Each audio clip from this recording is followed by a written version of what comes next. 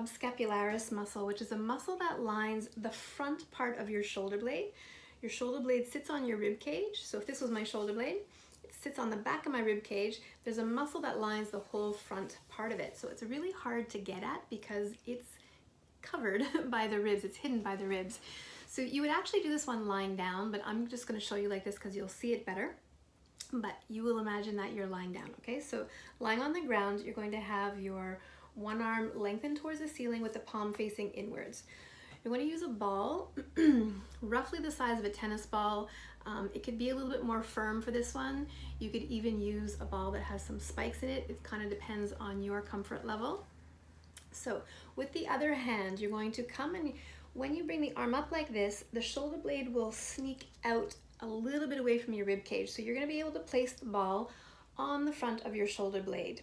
So with this hand, you're going to send that ball straight down into the floor with as much pressure as you're able to. It's kind of tricky in this angle. There's only so much pressure you can put. And then you're actively going to bring that straight arm overhead. How far you go depends on what you feel. At a certain point, it's going to be a fairly intense stretch. So you're not looking for the deepest stretch you can find. Resist that urge. Just go to where you feel the beginnings of a stretch. You hold it for just a moment and you come on back. You can repeat that several times. You can change the angle of the ball so you can send the ball a little bit more towards the armpit, a little bit more towards the rib cage, a little bit more away from the rib cage. See how many spots you can find. And then also just be aware, one way that the body will try to sneak away from the stretch is it'll bend the elbow as it's going overhead.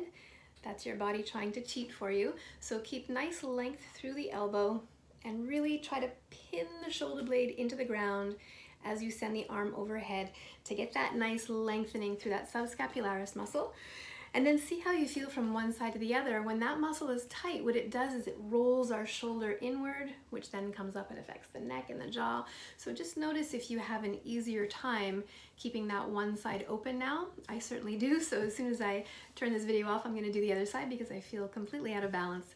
So I suggest you do the same. Do both sides. But lying on your back, not seated the way I am, you won't get enough pressure seated, but you will lying down. Enjoy.